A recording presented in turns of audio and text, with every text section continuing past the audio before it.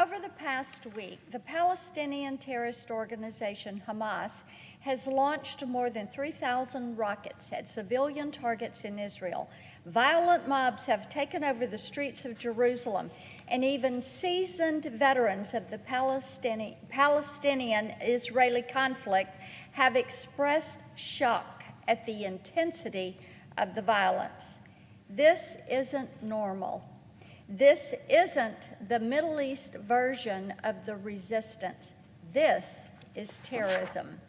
Still, pro-Hamas activists have flooded the media with Instagram-friendly content condemning Israel for defending itself and questioning the legitimacy of Israel's very existence, which is an argument that, in any other context, would bring all hell down on the person foolish enough to say it out loud.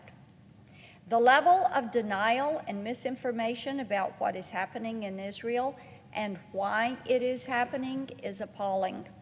Nearly every single member of the United Nations Security Council embarrassed themselves this weekend by embracing a generic draft statement condemning the violence, but refusing to acknowledge the hundreds of Hamas rockets that started it. The UN has a shameful history of ignoring threats and violence against Israel, but rarely in recent memory has the Security Council so blatantly regurgitated anti-Israel propaganda while Israeli civilians cower in fear under persistent rocket fire.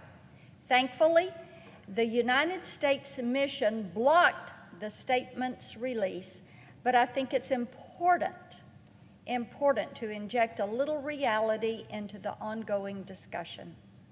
First, we must acknowledge that Israel has the absolute right to defend itself, no matter the state of their relations with the Palestinian Authority. There is a world of difference between a state-sponsored terrorist attack on a civilian population and action taken to stop that attack.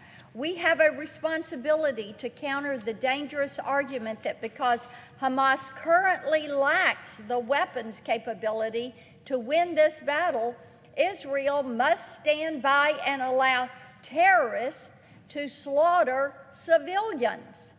Second, I would encourage all of my colleagues to join me in making it clear that the United States is and will remain Israel's closest friend and ally. We will continue to assist with the development and production of advanced missile deterrent systems like the Iron Dome. We will not step away from that obligation simply because celebrity influencers would rather witness a slaughter than a proportionate response to mass terror. Last, it is important to acknowledge that this violence is a symptom of a much more serious disease.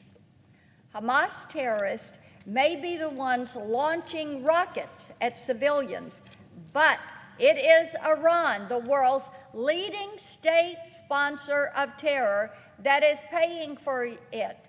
That is right, Madam President, it is Iran, the world's leading state sponsor of terrorism, that is footing the bill for these attacks.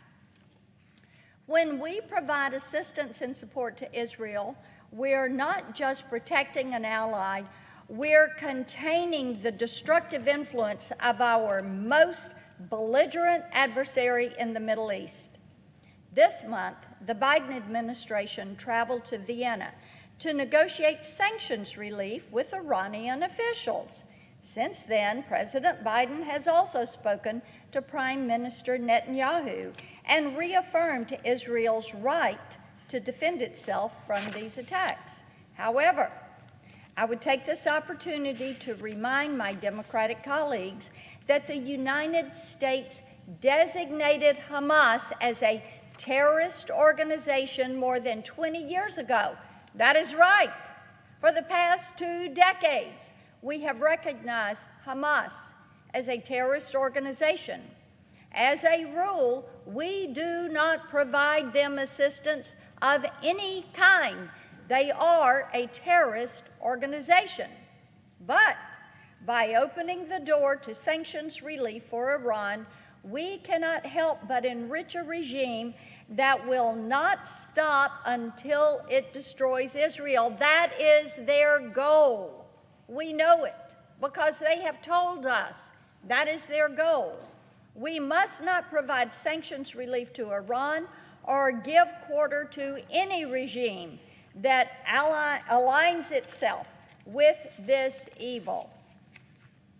It is my hope that all Americans will take some time this week to just unplug and think about this and reflect and then pray.